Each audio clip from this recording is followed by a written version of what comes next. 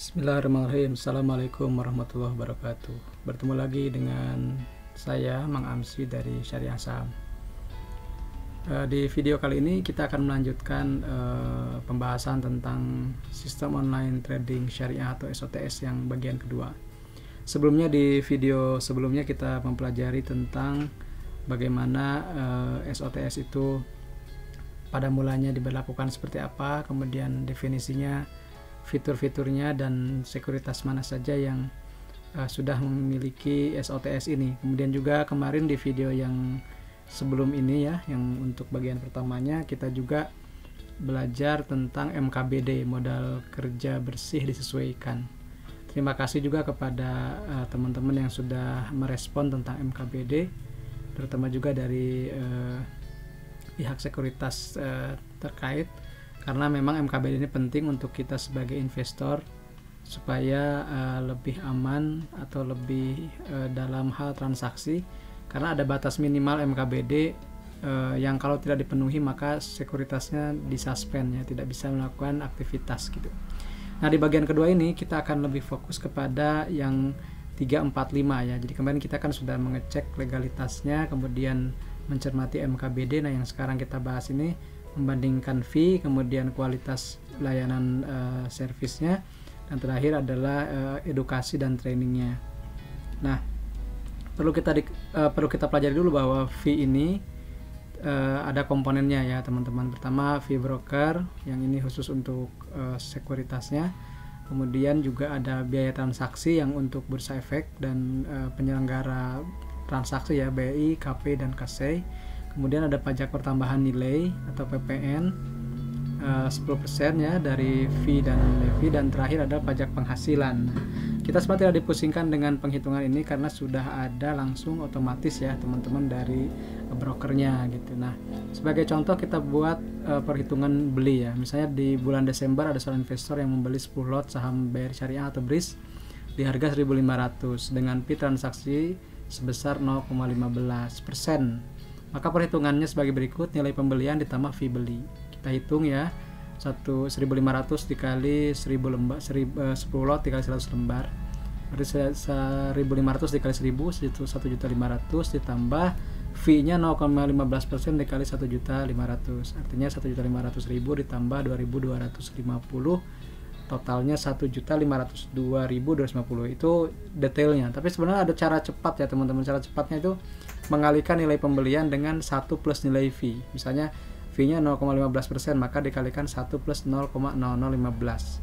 Jadi kalau tadi ada 1.500 tinggal dikali 1,0015 dikali 1.500. Hasilnya sama, 1.502.250. Selanjutnya contoh perhitungan fee jual. Nah, tadi si investor tadi ceritanya menjual saham BRIS tadi di bulan Juni 2021 dengan harga 2.000 per saham ya. Transaksi jualnya 0,25%. Nah, perlu diketahui bahwa fee jual ini selalu lebih besar dari fee beli karena ada tambahan PPh final sebesar 0,1% dari nilai transaksi. Maka perhitungannya sebagai berikut: nilai penjualan dikurangi fee jual plus pajak. Kemudian kita hitung 2.000 kali 10 lot kali 100 lembar, 2 juta dikurangi 0,25% dikali 2 juta, maka 2 juta dibagi 5 dikurangi 5.000, 1.995.000. Total dana diterima itu 1.995.000. Nah, cara mudahnya ada lagi ya, dengan mengalihkan nilai pembelian dengan 1 min nilai fee. Misalnya fee-nya 0,25%, maka dikalikan 1 dikurangi 0,0025. Artinya nanti setiap hasil penjualan itu dikali 0,9975. Nanti cek, teman-teman boleh cek sendiri ya. Nah, ini adalah rangkuman beberapa sekuritas yang saya ambil dari buku saya sendiri ya, buku Saham Syariah kelas pemula. Teman-teman nanti boleh cek ya buku ini di halaman tentang pembelian di situ. Nah, di halaman yuk dagang saham di bab 3 kalau tidak salah dijelaskan ya. Teman-teman boleh cek ya di buku Saham Syariah kelas pemula. Nah, di sini kita bisa lihat ada Indo Premier, ada Mirai, ada Philip, ada Mandiri, ada RHB ya. Teman-teman nanti boleh pause baca sendiri di sini detailnya, karena mungkin tidak saya bacakan satu persatu ya. Teman-teman boleh cek aja di sini. Kemudian ada sekitar 16 ya, tapi saya di sini cuma menjelaskan sekitar ini ada 1, 2, 3, 5 tambah 10, 15 ya, karena yang satu ini disuspend kan, jadi saya tidak jelaskan ya. Sini juga ada deposit awalnya, bisa teman-teman cek sendiri ya, ada yang tidak harus ada deposit, ada yang kisarannya sampai dari mulai 100.000 sampai 10 jutaan ya. Ada juga yang tidak saya ketahui ya, maka saya bikin strip aja di sini ya, karena belum saya ketahui. Itu untuk deposit, fee dan fiturnya. Misalnya bisa teman-teman cek juga platform yang digunakan itu sebenarnya menggunakan apa gitu ya. Apakah bisa pakai desktop, apakah bisa pakai website atau mobile, Android dan iOS ya, seperti itu.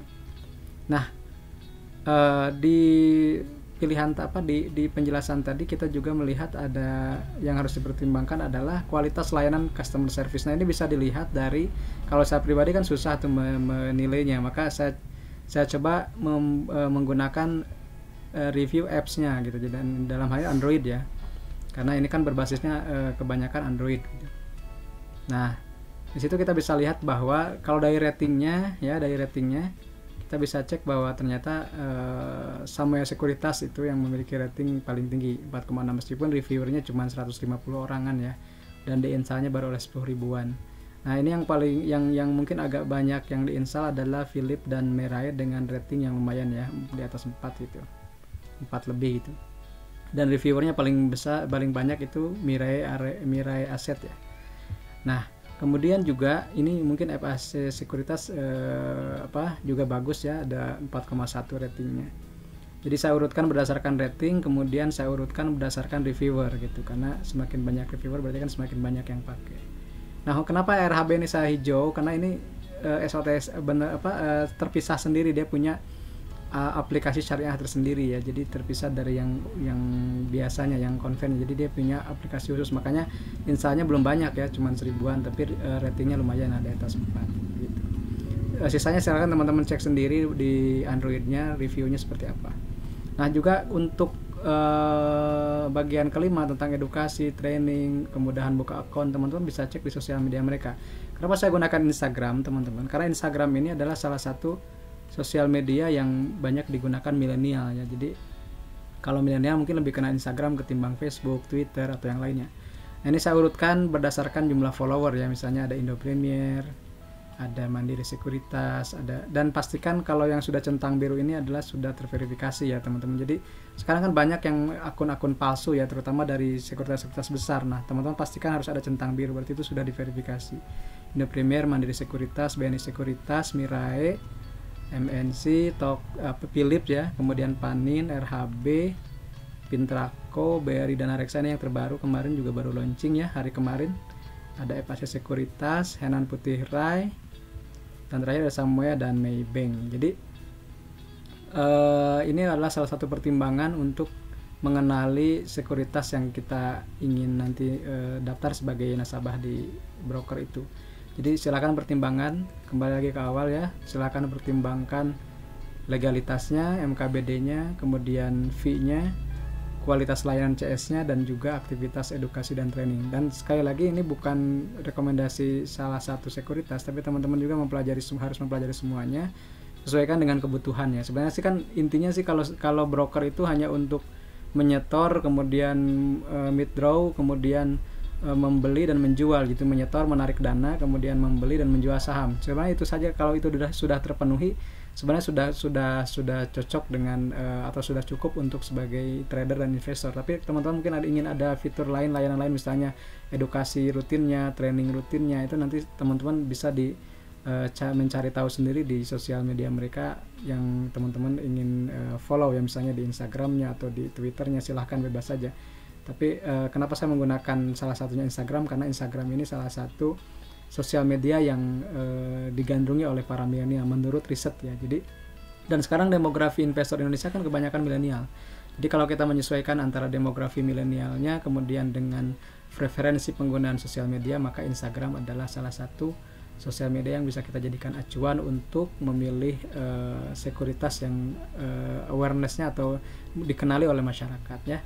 Itu mungkin dari saya, mudah-mudahan ada manfaatnya. Jangan lupa bagikan video ini kalau memang bermanfaat. Terima kasih atas perhatiannya. Sampai jumpa di video berikutnya. Assalamualaikum warahmatullahi wabarakatuh.